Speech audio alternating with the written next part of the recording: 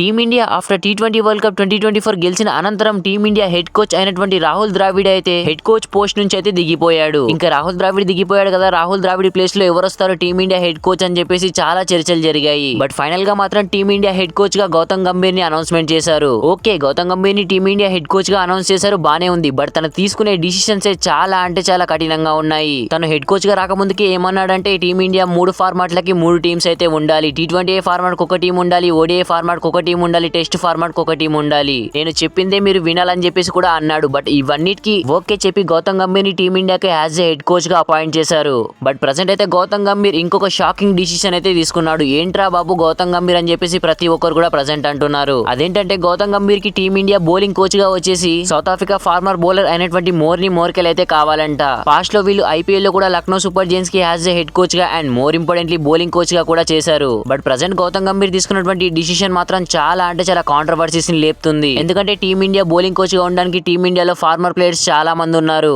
Like Zaheer Khan కానివ్వండి and more importantly Ashish Nehra కానివ్వండి, ఇలా చెప్పుకుంటూ పోతే చాలా మంది ఫార్మర్ బౌలర్స్ అయితే టీమిండియాలో ఉన్నారు. బట్ వీళ్ళెవరిని గౌతమ్ గంభీర్ పిక్ చేయకుండా మోర్కెల్ ని ఎందుకు పిక్ చేశాడని చెప్పేసి చాలా కాంట్రవర్సీస్ వస్తున్నాయి. కానీ కొంతమంది మాత్రం టీమిండియా కోసమే గౌతమ్ గంభీర్ ఇలాంటి డిసిషన్స్ తీసుకుంటున్నాడు, టీమిండియా భవిష్యత్తుని గౌతమ్ గంభీర్ మైండ్ లో పెట్టుకున్నాడు అంటున్నారు. అండ్ మరికొంతమంది వచ్చేసి టీమిండియాకు గౌతమ్ గంభీర్ హెడ్ కోచ్ గా తనకి ఇష్టం వచ్చినట్టుగా చేసుకుంటున్నాడు అని చెప్పేసి అంటున్నారు. బట్ ఏదేమైనా కానీ గౌతమ్ గంభీర్ తీసుకునే డిసిషన్స్ మాత్రం కొంచెం టఫ్ గా ఉన్నాయనే చెప్పొచ్చు. మరి గౌతమ్ గంభీర్ తీసుకున్నటువంటి డిసిషన్ మరి మీకు ఎలా అనిపించింది? టీమిండియా బౌలింగ్ కోచ్ గా గౌతమ్ గంభీర్ అన్నట్టుగానే మోర్కెల్ వస్తే బాగుంటుందా, లేదంటే ఇండియన్ బౌలర్స్ ఎవరైనా బౌలింగ్ కోచ్ గా వస్తే బాగుంటుందా? కింద కామెంట్ సెక్షన్ లో కామెంట్ అయితే చేయండి. సో వీడియో నచ్చితే ప్లీజ్ అన్న లైక్ చేసి మన ఛానల్ తప్పకుండా సబ్స్క్రైబ్ అయితే చేసి పెట్టుకోండి. Thanks for watching, have a nice day.